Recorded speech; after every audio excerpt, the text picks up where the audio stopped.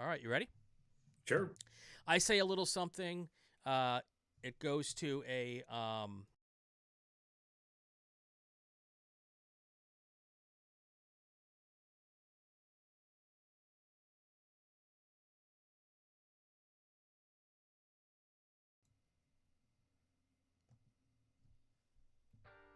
up next on Inside the SCCA, learning lessons from Father Time. Make their head drop.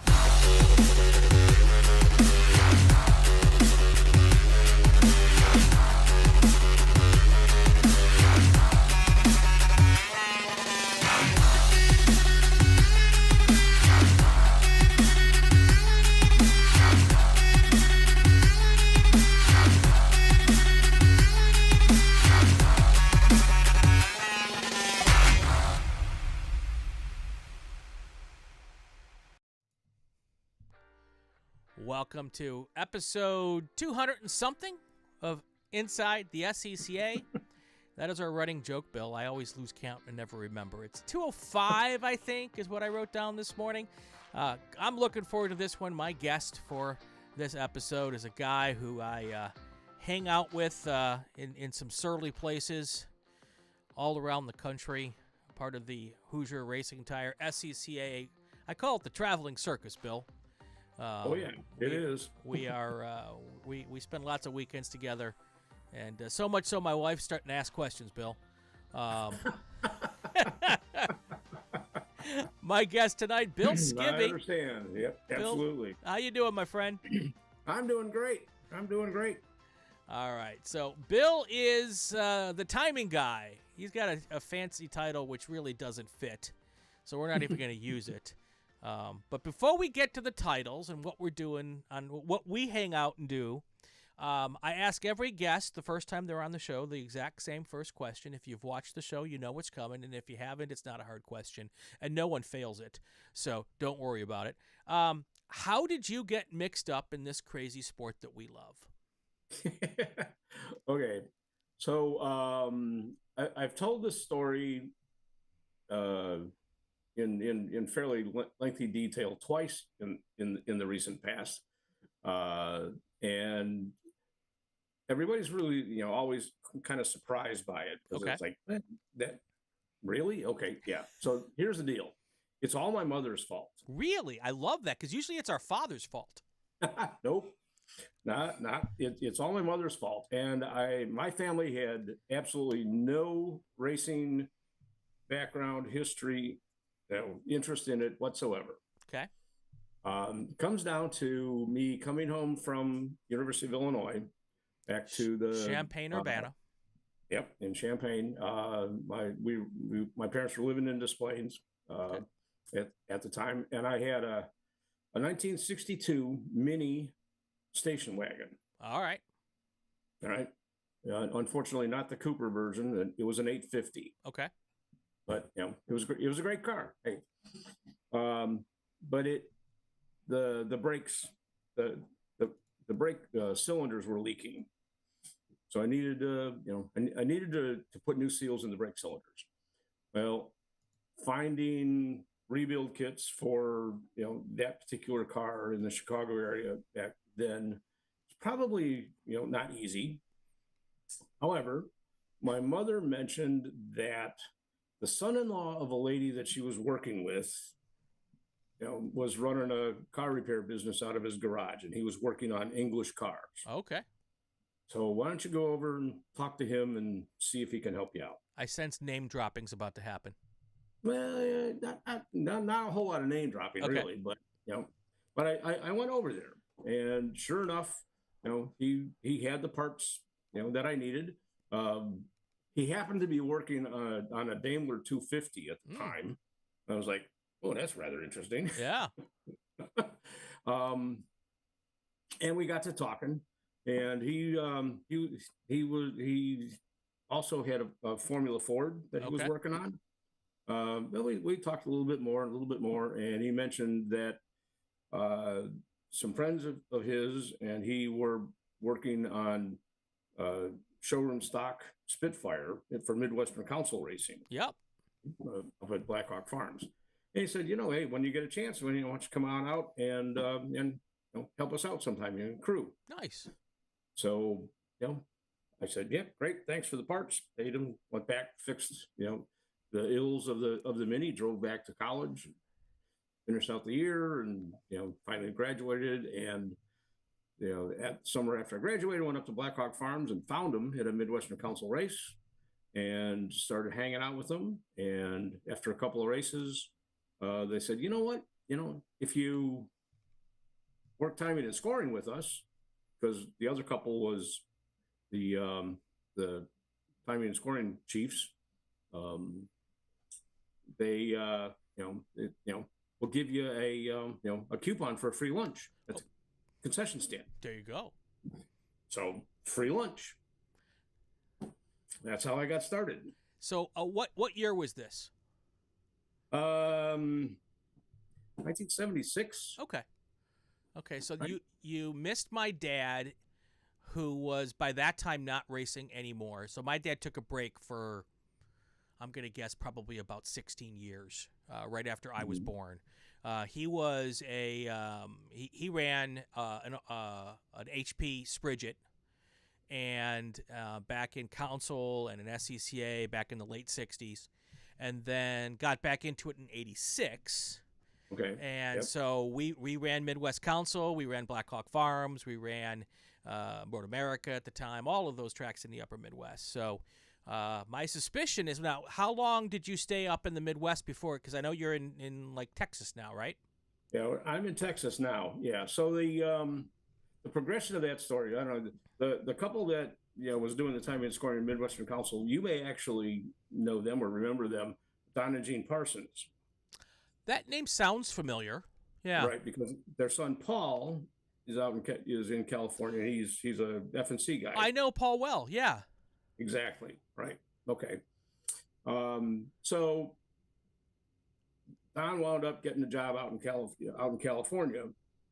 So I wound up taking over, and that was in 1978, I think. Okay.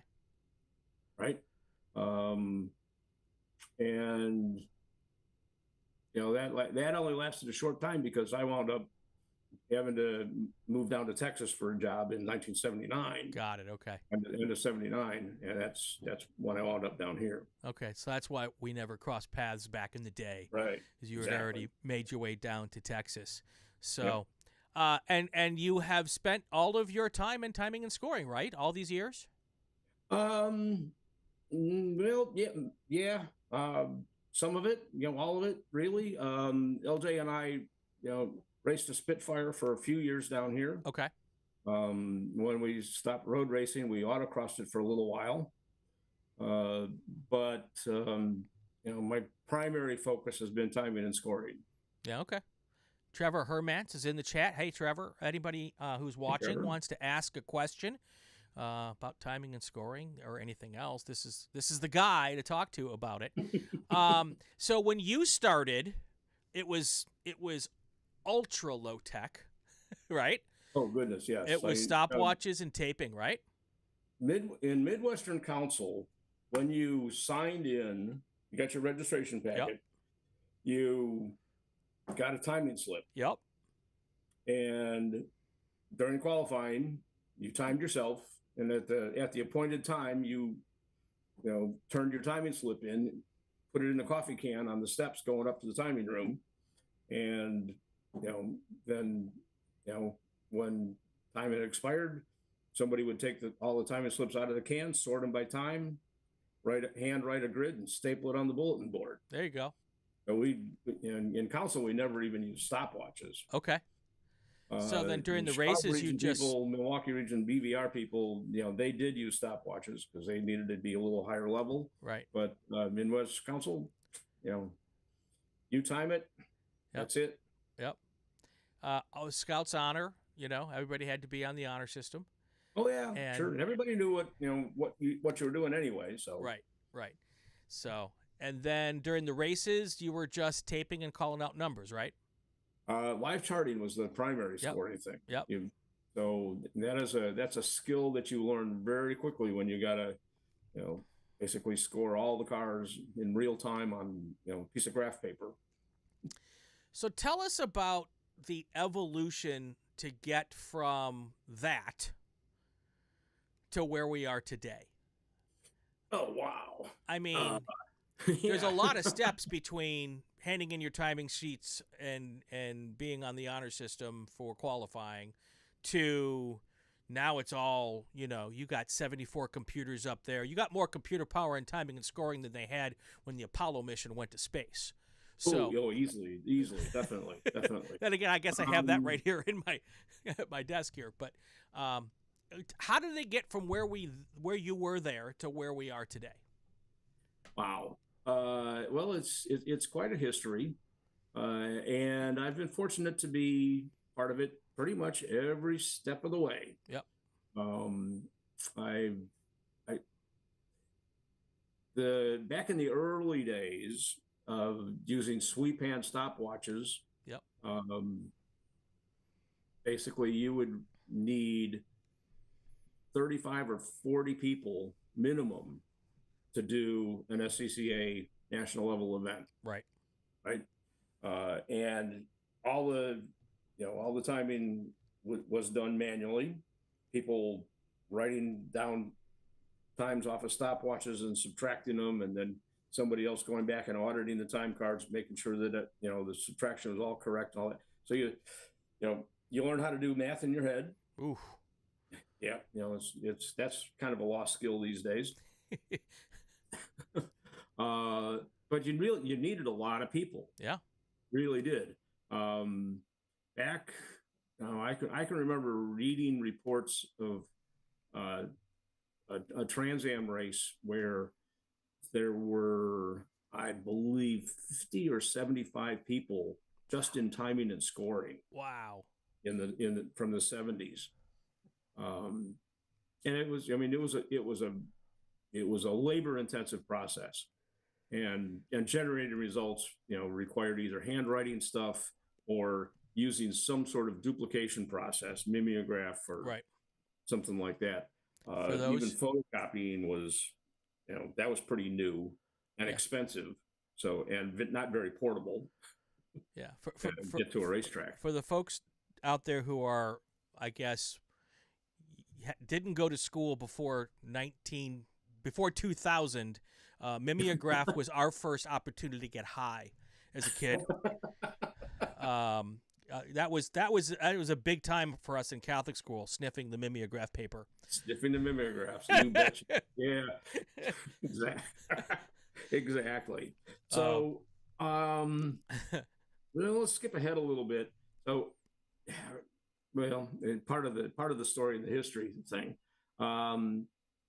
The first date or the second date that LJ and I went on was a nonstop drive from Chicago down to Daytona with Don and Gene. Okay. For the 24-hour race. That's your first date? It was a second date. Second date. Date. Was there a third? Well, we're married now. Wow. That's either a level of mental sickness or just love. I don't know what, or maybe a combination of both. Oh, that's awesome. Yeah. But we got down there. We arrived just in time for the worker meeting. We raised our hands when we said we would volunteer in timing and scoring, and they said, "Sure, come on in." And so we were part of that team. And this was in 1979. Okay. The January race, right? So my recollection is there were like 65 entries in in that race. And the process was there was a building at the exit of the pit lane. Right. One side of the room had a whole bunch of people sitting in it that were tapers. Okay. The other side of the room had a whole bunch of people in it who were collators. Okay. There was no timing at all. Nobody used stopwatches or anything. It was just strictly write numbers down on strips of paper. Okay. So you wrote your numbers down, you passed your tapes over, they got collated, they got audited, and then Peg Bishop, Don Bishop's wife, founder of IMSA, had a board that had Veeder-Root brand counters on them, the kind of counters that you see like at a movie theater where a guy's clicking it to, you know, right, count the number of people going into the theater. Right. Yeah, the little clicky things, right? Exactly. Yep. Right. So there was a board with all those counters on it and a car number attached to each counter. She would go down a tape and punch the clicker for that car number, move down the tape, punch the next number, next number, next number, next number. So old school. Oh, very. Wow. And obviously it took longer than a lap to be able to do that process. Sure. Right. So there was no way you had, you know, really accurate results by the end of the race, because by that time the timing and scoring team was hours and hours behind. Right. So you know, you did have people who were keeping track of leaders, but the overall stuff, it was a long, lengthy process, which is why they never posted really official results until the next day. Right. So the races even like with that, the Indy 500, they didn't typically put official results out till the day after. Exactly. Yeah. You know, and the Indy 500 was done much the same way, although they used a lot of single car scorers. Right. And sometimes two sets of single car scorers for Sure. the backup. Sure. So with the advent of PCs, it was fairly quickly realized that these could be tools that would help us. Right. There is a rather famous race that was conducted at Riverside. It was a Playboy endurance 24-hour race where pretty much to this day, I think everybody agrees that nobody really knows who won. Sure. Because it was all done, all the scoring was done manually. Right. And because most of their race, or a lot of it, was done in the dark, it was additionally challenging. And, you know, days and weeks after that race was over, people were still trying to figure out, you know, the final finishing order. Right. So there was that was an inspiration for some people to start writing some software to do scoring. And Rich Langford from Indianapolis region was one of the guys who started writing a program. And basically it was a program that allowed you to 10 key numbers in, right? And make a tape, make a string of numbers. Because that's really all you want to do. You just want to have a string of numbers and not miss any. Right. And so things started evolving from that, where you could have an automated scoring system, but it still didn't automate the timing part of it. Sure. And then we started using photocells, right, with a printing clock. The car would go through the break the beam on the photocell. Right. It would trigger a time, and then you would take an audited tape, collate the car number to that time, and you could generate a time card from that. Yep. So when I started in all of this in '86, I don't think we were at photocells yet. Were we at that point? We were, yes. Okay, because yes, I remember going into timing and starting, and you would hear beep, beep, beep, and that was a car going across the photocell. Every time a car went across, it was a beep, and it was very voodoo science to me as a 16-year-old. And I tried to stay out of that area as much as I could because my dad was driving at that time and I was his crew chief at age 16, which meant absolutely nothing. I knew nothing. But then when I finally got to out of college and started working races, that's when, because I was broke, I couldn't afford to drive a car, so my alternative was to work races. That's when I got to spend a little bit of time up in timing and scoring, and that was at beep, beep, beep. Right. The linking the photocell to a printing clock and then collating a car number to that time gave us the ability to process that data in the computer. Right. But one of the limitations of that is like at Road Atlanta, when we were doing the runoffs there, you would coming down the hill to the finish line, it was not uncommon to have cars side by side, Right. right? Or nose to tail, Right. where the Maybe. lead car would trigger the light and the second car wouldn't get a hit. Right.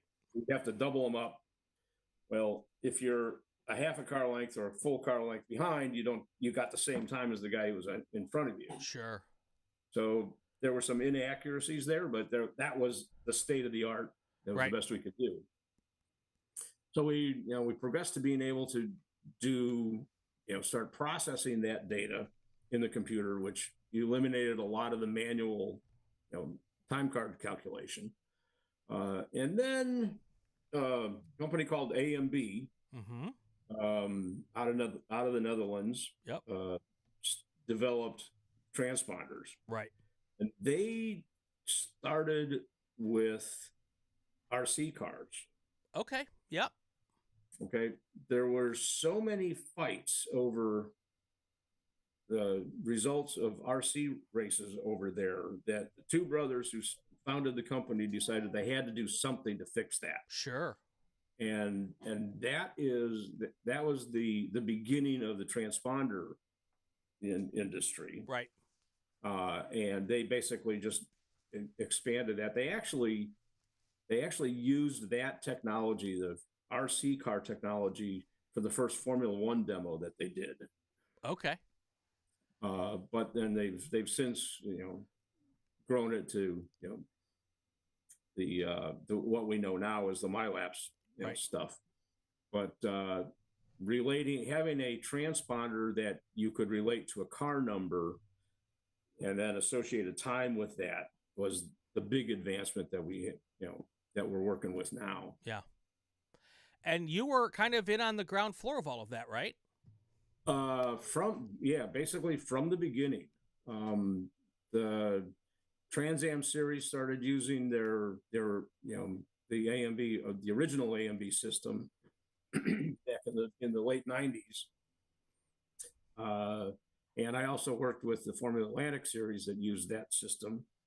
And it's, there's just been technical progress ever since then, since the late 90s up to now. From the time when it was available to when it ended up in club racing, what was that time period? Because it wasn't an inexpensive system. No, it was fairly expensive. You had to cut the racetrack in order to put a loop in the track, and a lot of tracks were not willing to do that. So let's see, the first region that adopted the AMB system was actually Washington, D.C. Okay. They had a fairly simple installation where since they only need one loop, right, because their pit lane is prior to their finish line, and they got it.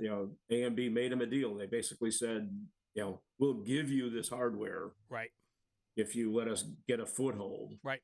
And things started out at the club level with that, and having sets of transponders that got swapped from one race group, one set of cars to another set of cars to another set of cars, which, if you didn't have enough transponders to distribute to the entire field, you had to move them around. Right, right. Which, that made for some rather interesting management issues. Right. and occasionally the transponder would not get put back on the same car that it was on in the previous session. Sure. It got complicated. Yeah. And we pretty much figured out fairly quickly that was not really an efficient way to go. Yeah. And that everybody had to have one. And then AMB finally decided that what they really need to do is they need to buy them. Right. Rather than having the management issue of just passing them out all the time. Yep, I remember the consternation that came with that ruling that everybody had to have their transponders, and I believe there was a subscription that we had to buy. It was a subscription later. There was an interesting timeline with that. The subscription finance model came much later. Okay. Well, and part of that is because My Labs kind of figured out that Once they sold it, they didn't make any more money. right, because they were lasting like 20 years. Right. Yeah. Which is a good problem and a bad problem to have, depending on whether you want to make money and stay in business. Exactly. I mean, there are very few things on a race car that last 20 years. Yeah, exactly. So, and now we're in a whole different world where we put it up on the internet and there's apps and people can sit on. I mean, just the idea of being on pit lane and watching and not having to be with. My first job on pit lane was holding a stopwatch and telling Dad what his times were. And now I think you can actually populate that on the dashboard of a car if you've got the right tech. You can actually. One of the features that we have at Super Tour is you can get your driver display on your iPhone, right? Which displays the same a subset of the same data that we're displaying on the club's webpage. Right. All comes from the same source. But yeah, I mean once you were able to automatically identify cars and associate car numbers with times and process that in real time, and then once internet became not so much as a special option at a racetrack, but right. more of a normal feature, we were able to expand that data distribution functionality, right? Which I think is, that's probably, one of the best things that we can offer our racers is that you can get that information. Although we say it's unofficial, it's about as accurate as you're going to get. Right. It's unofficial because you're dealing with the internet, basically. Right. But well, and it's unofficial because until 30 minutes after the race, and everybody's had a chance to file their protests. True, but but it's always possible for your phone to drop a packet or two. Sure. Right. So that's just something that you got to be aware of. But I mean, we've made if you look at where we were 30 years ago and where we are now. Oh yeah, it's huge. Yeah, big difference. Because you were now you worked for MyLabs, right? I did. Yes. Were you at in the opening days of MyLabs? Were you one of the first? No. Back in 2000, I was doing the Formula Atlantic Series for Vicky O'Connor. Right. And I had a real job at that time also. God, those real jobs! I got to tell you. Yeah, the day-to-day things. Right. But let me back up a little bit further. I've done a fair number of different series, World Challenge, a couple of different versions of that. The Formula Atlantic Series, race trucks, Shelby Can-Am, going back into the 80s and 90s, a couple of different versions of Trans Am. But in 2000, I was working a real job, was the chief of timing for the Atlantic Series. He had also agreed to take over doing timing, as co-chief with Carla Heath for Trans Am, and was also chief for IMSA. Yeah. And as a sideline, I was also officially the SCCA National Administrator for Timing and Scoring. Little bit of stuff going on. I just a few too many hats almost, but at that time, Champ Car, or CART actually, right, but its name back then, was transitioning from their Swiss timing contract and wanted to take their timing scoring in-house. Right. And the Swiss timing guys had been using a Dorian transponder system, which is a system that was built out of Australia. Okay.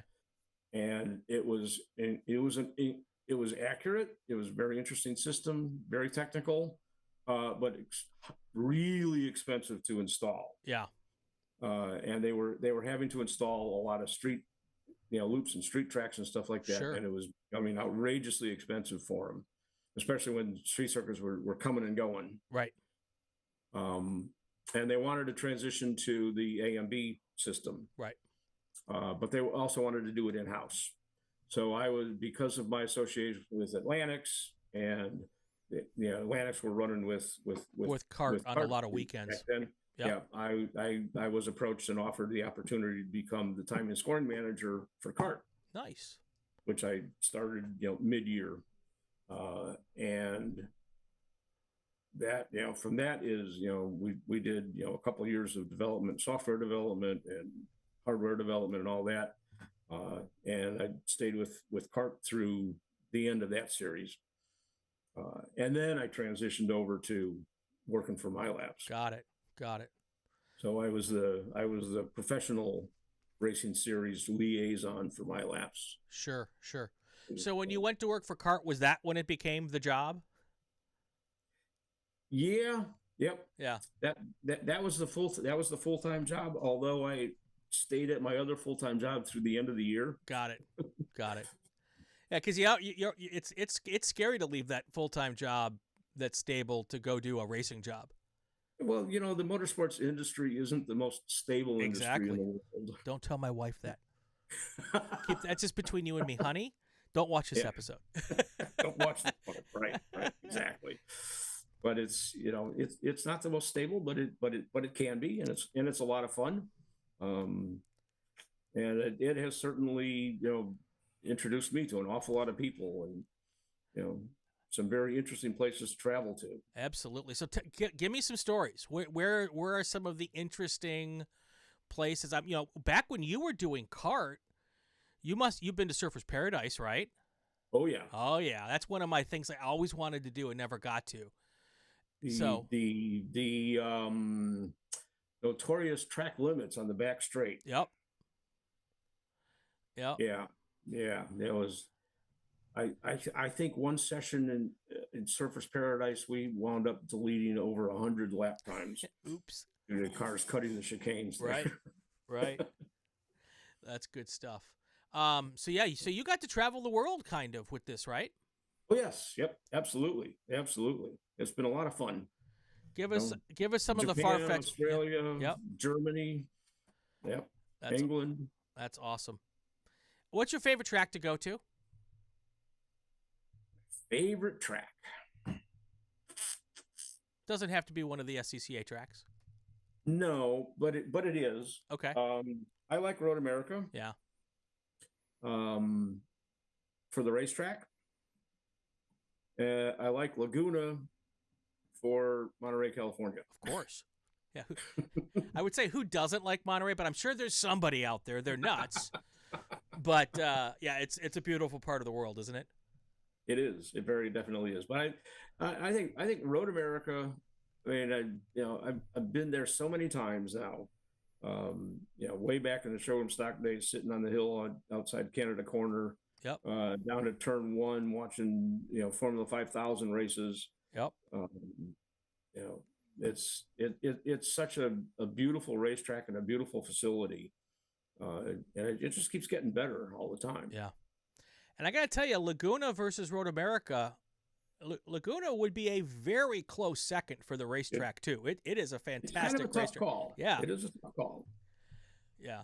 It's one of those cool places. I never got to it till I came out here, and when I moved out here, I'm like, I got to go up there, and I went up there and I worked for IMSA for a couple of races, and it is one of those slices of heaven on earth if you're a motorsports fan. If you've never been to Laguna, make the trip out for even for any of the races. The Monterey Historics. If you love vintage cars, the Monterey Historics are awesome at Laguna. So that's a good weekend up there. So and no end of good restaurants in the area. Oh no, especially if you go down by the water. I got a whole bucket full I can share with you.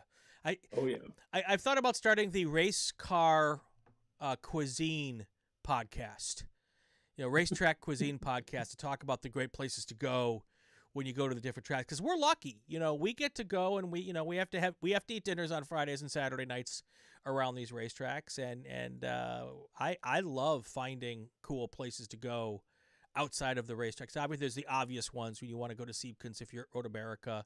But I found the Gator Shack at Sebring, little hole in the wall place, and just some great food. So I asked you to do this podcast a year and a half ago. and So I would have been on episode 133, right? And I have no idea why we didn't do it back then. But the original time that I asked you was right after you had received the John McGill Award. Mm-hmm. Right. And I was I think you still had tears in your eyes when I was asking you, but that is a pretty high honor here in the SCCA. And when your name was announced, I'm guessing you were surprised, but what was going through your mind at that point in time? Well, I was told about that at the group dinner when we were at Sebring. Right. And the emotion that flooded through me was just indescribable, because I mean, it's such a prestigious award, yeah. First of all, and so many of my friends and colleagues have received it. To just be included with that group and honored that way was just it was amazing to me. It just amazing. I'm still flabbergasted by it. Yeah, it was. I was there when you found out, and it was your reaction was remarkable. But yeah, I'm looking through the names on the list that you're on, and I mean Frank Schultes, Ed Zink, Fred Schumacher, Kathy Malik. I mean, these are Sue Rothel, Ken Patterson, Phil Creighton, Bob Lieberger, Andy Porterfield, Con Peplowski, Dennis Dean. These are the pillars, and you are absolutely 100% deserving of being on this list, by the way. These are the pillars of what makes our club fantastic. These are people. And then there's names on here that I don't know, but I'm sure they were just as deserving, and their contributions were just as important as the names that I do know. And without people like you and the rest of the names of the people on the list and the countless names of the people who work our races who never get recognized, right? We can't do what we do. And it's pretty remarkable, all of the stuff that we accomplish. We can't, and the sad thing is, I've been doing this for many, many years, right? And so many of the people who come out and help at our events have been doing it for a long time. We're having great difficulty in trying to recruit some new people. And by new people, I mean people who are, 20 years younger than me. Yeah. And the challenge, as I see it, is that unlike when I was much younger and started going to the runoffs, I mean, the first runoffs I went to was 1981. Okay. And I can't even remember how many I've been to. Skipped a few here and there back in the 80s and stuff, and some when I was working for Champ Car. But having a job where you can get away and having the wherewithal and the desire to do that in order to come to right a race, and particularly for the runoffs, it's not really all that feasible anymore. Yeah. And and I see that as a huge problem for us to try to resolve. Yeah, it's a heck of a commitment, and the big thing these days is back when we started, and you've got a couple years on me, there weren't as many options of things to do with our time, you know, and now there's just, you know, I work at the big radio all news station here in LA, and we just did a story about people wanting to go and have experiences. You know, it used to be you'd buy yourself gifts, you know, you buy your partners, your family gifts, but the big thing this year is to give people experiences instead of giving them a gift like a shirt or whatever. There's a lot of opportunities for experiences now that were never out there before.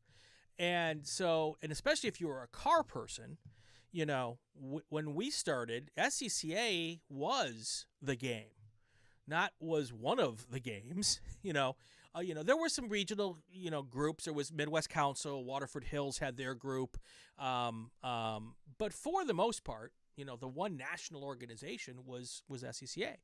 And if you wanted to go play with cars, that was where most people were doing it.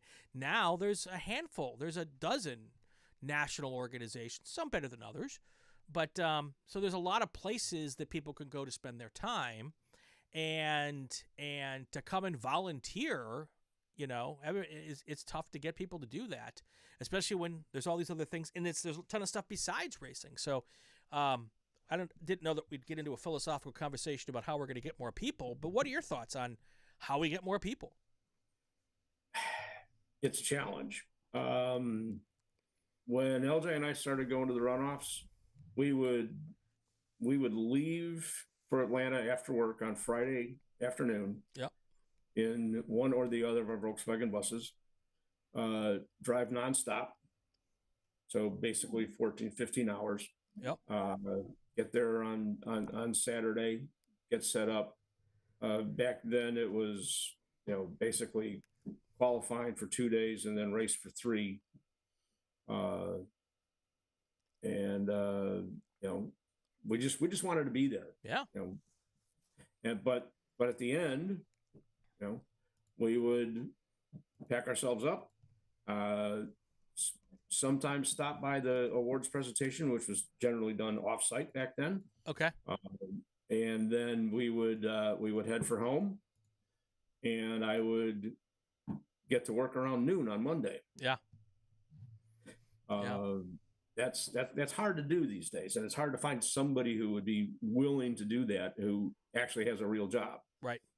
I was able to use I was able to store vacation time from year to year. Sure. So I was using last year's vacation time in order to go on vacation this year. Yeah. Yeah. Most companies don't allow you to do that this year. Sure.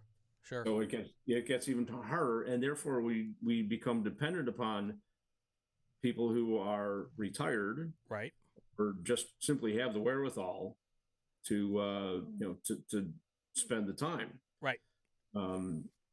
Developing the interest, I believe, if you can get somebody to come out to an event, right, and show them what we do,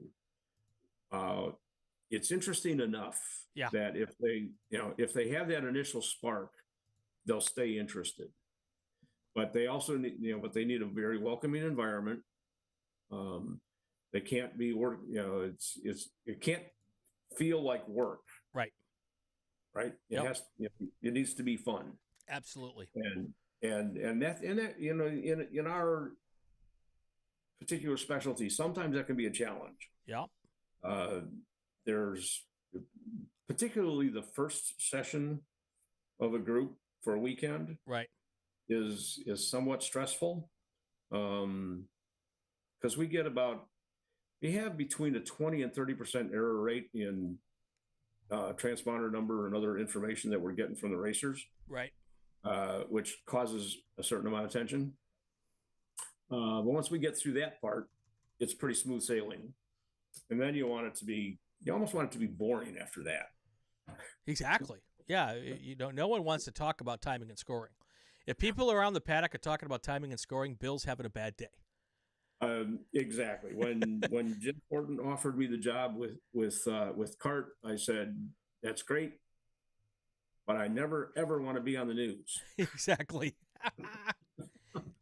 When timing and scoring is boring, things are going well. and you can sit around and chat and have a good time, and you're doing just fine. Yep. And that's the kind of environment that we endeavor to to be at. But trying to convince somebody to come out and try it, that is seriously a challenge. Yeah. It's funny because I'm gonna spill the beans a little early. We've got an episode coming up that we've already recorded. We're going to probably run it in the first week or two of January, talking about the SCCA convention. Mm-hmm. And I'll launch this early because I mentioned this episode that I'm going to be challenging our viewers and our membership this year. The theme of the convention is invite. And by the way, I'm looking for some folks to do quick little 5-minute podcasts with me over the next couple of weeks to tell us about how they got involved with the club. How did you get invited to become part of the club? Because it comes, unless you're a family that's been doing it for years, it comes by an invite. So free lunch? Yeah, free lunch, exactly. So the theme of this year's convention is invite. And I'm going to challenge every SCCA member this year. There's 55,000 or so. Some are much more active than others. I'm going to challenge every member this year to invite 5 people to the racetrack for an event, to any event, not just the racetrack, whether you solo or road rally or anything. Invite 5 people to come to an event. And if half of the membership does that, and one of those people decide they want to stick around and keep doing it, that's a whole bunch of potential members, participants, volunteers out there. And if you can invite a bunch of people under the age of 30, even better, because you and I are getting old, Bill. we're only going to be able to do this for a certain amount of time. So that's true. That's true. One more quick question about that second date. Was LJ a timing and scoring person before she met you? No. That is a commitment. That is, you must have been a charming. To her credit, when she was in high school, she had a GT6. Okay. And an Oldsmobile 442. Yeah, you must have been a charming guy back in the 70s. I love it. Trevor just asked a great question, and I'm going to set this up before you answer it. He says, what's your experience with finish line cameras, and what tech does SCCA have in its toolkit for that? Before you answer, I'm going to go back into the way back machine of a year and a half ago or 2 years ago. Spec Miata, 2023, at the Runoffs. At the Runoffs. First time in SCCA history. Yep. That the difference between first and what ended up being not second, but the second first place car, or the same, I don't know even how to say it, the difference was 0.00.000. When that crossed your computer screen, did you have a WTF moment? Well, actually, the transponder times were different. Okay. Okay. I think it was 1,000th. Right. And that's just that's a rounding error, basically. Well, and it's also, was the one transponder a millimeter further forward or back of the other transponder where it's placed in the car? I mean, it could be just that.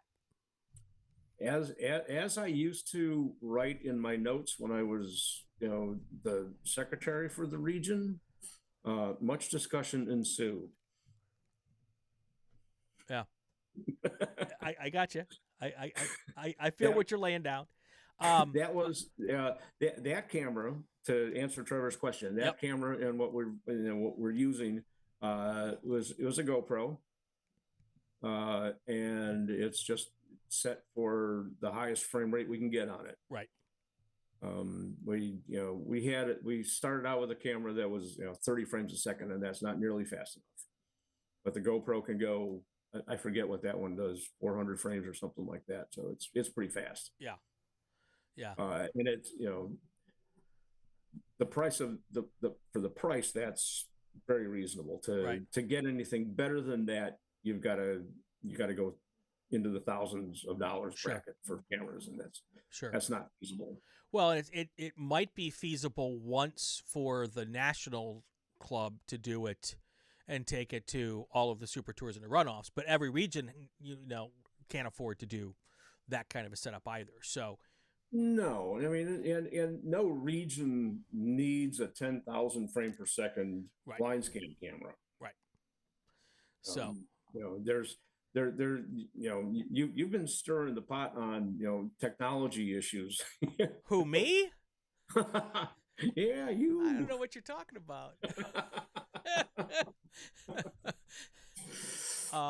Let's see. What are we gonna? We're gonna embed a camera in the runoff area at the kink at Road America, and then identify cars that go off. I don't. That's some wild talk, Bill. I don't know what you're saying there. Brian Straczynski's in the chat. He says, my Uncle Rich was the first one in the family to get an SCCA in the late 70s as a 17-year-old stopwatch operator at Blackhawk and at Road America. There you go. There you go. Very good. So, and I looked at that finish. By the way, it was Preston Pardis and Nick Bruni were the co-national champions that year. Thank goodness they're friends. Yes. And I looked at a bunch of different angles and pictures and everything, and it sure looked like a dead heat to me. Yeah, it did. Yeah, Bill's not commenting.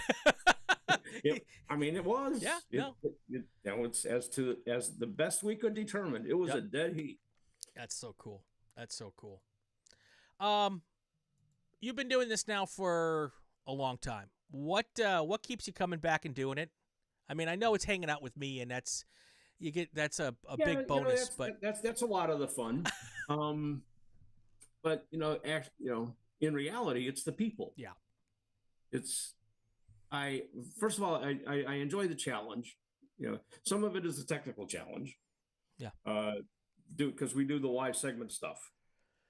And the networking and that kind of stuff. I mean, I enjoy overcoming those obstacles, right? When they present themselves. But I enjoy spending the time with the people. I enjoy solving the problems that occasionally arise out of doing an event like this, or any kind of timing and scoring problem. I was recently out at Glen Helen in San Bernardino. I've been doing the timing for an event called the Day in the Dirt, big motocross race. 11 years or so I've been doing that. And there was a race. We had 200 bikes or so on the track. Yeah. And the registration information wound up being a disaster. Okay. Best way to describe it. There an error occurred when the data was imported. Sure. And it just made it made relating transponder numbers to bike numbers almost impossible. Yeah. Until I got back home, I got sent a backup file, and I was able to go back and figure it out. But that's the figuring out of the puzzle pieces in order to resolve the issues. I enjoyed that part of the challenge also. Yeah. Tell people just a little bit. You don't just show up at the Super Tours and go to a little timing and scoring room. You've got a whole around the track system you've got to put up, right? Right. We do, a minimum of 5 timelines. Right. Sometimes 6 or 7. And it requires intermediate locations with a wireless network generally being built in order to be able to communicate with those. Basically, it's a loop in the racetrack and a decoder in a trackside box powered in a wireless radio. That simplifies it a bunch. Sure. Places like Road America make that much more complicated with going up and down hills and through the woods and that kind of a challenge. And there's trees in the way. Oh yeah, trees, buildings. And it's hills, 2.5 miles from race control to the furthest section of the racetrack. Yeah, you got to get around a corner, and maybe a mile. So there's a fair amount of preparation just in figuring out what we're going to do before we even get there, right? And then find out if our preparation was accurate enough. What we did for the runoffs this year with the remote timeline, there was we had planned it, and we executed it, and we had a good backup. Yep. We were actually connected to the track's fiber network at that point. Got it. But we had a wireless, backup just in case something went wrong there. But we were able to, we paid the fee to the track in order to be able to connect to that. Sure. To that fiber network, and that, possibly something that people need to be aware of is that all this stuff winds up costing money. Oh yeah. And tracks don't allow you to use their network unless you're, paying fees and things like that. So we kind of have to build our own infrastructure. Yep. And a lot of tracks simply don't have the infrastructure that we can piggyback on anyway. Exactly. It's sort of it's been the MO in road racing in this country pretty much from the beginning of electronic timing and needing intermediate timelines, is that the series basically is that wants that stuff is responsible for doing the installation, right, and doing all the hardware and stuff like that. Right. So as we wrap up, this will be my last question. I think I always say that, and then there's 3 more afterwards. So let me alert you to that little game. Sure. But we're about to come out here to Buttonwillow this year, Yep. and you've been out here many times. Mm-hmm.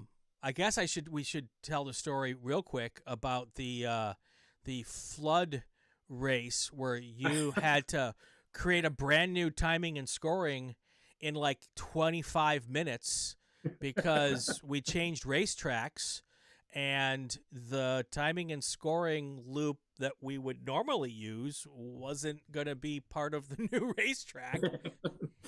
And y'all had to go out to a hut that it was, was there even heat in that building? I don't remember. No, it was quite cold. Yeah. And 6-inch deep mud to get there. Yep. And I remember, because I'm local, I had a bunch of like jackets and sleeping bags in my car. We were all sending them out to you guys to try to keep warm. No, we generally don't travel with sleeping bags, boots for slogging through the mud and that kind of stuff. No, but yeah, that was an experience. Yeah. So, but it really was. We might be setting you up for another experience, because you're going to come out here to race to do timing and scoring at the new circuit, yes, a brand new racetrack here at Buttonwillow, and it'll be the second race ever on that track. Right. And we're going to do an inaugural race the month before and hopefully work out some of the kinks, because in any new facility there's kinks. There's no question. Oh yes. Go to a street race for the first time. I've been there, done that a time or two. Me too. But what is your thoughts on when you have to go to a brand new track that you've never been to before, and one that doesn't have all the kinks necessarily worked out, because it is also a brand new track? Well, I'll tell you, in preparation for this one, and like most things that have good endings, preparation is key. Several months ago, we looked at the layout of the track, and we figured out, locations for our intermediate timelines, and sent that information to the track, where we felt that, those should go. So fingers crossed, those locations were, we have intermediate loops at least close to those suggested locations as much as practical. And at the other track, they installed nice good conduit for us and all that when they did those loop installs. And we'll get there early enough so that if there are any kinks, Right. we'll be able to sort it out before we get under pressure. Cool. Well, this is, I try to keep them to an hour. We are at exactly 1 hour. So I'm going to pretend like that was my last question. I know that doesn't happen very often. Bill, thanks a ton for coming on and talking timing with me. I look forward to, we're going to catch up with each other here. And it's less than a month now at Sebring.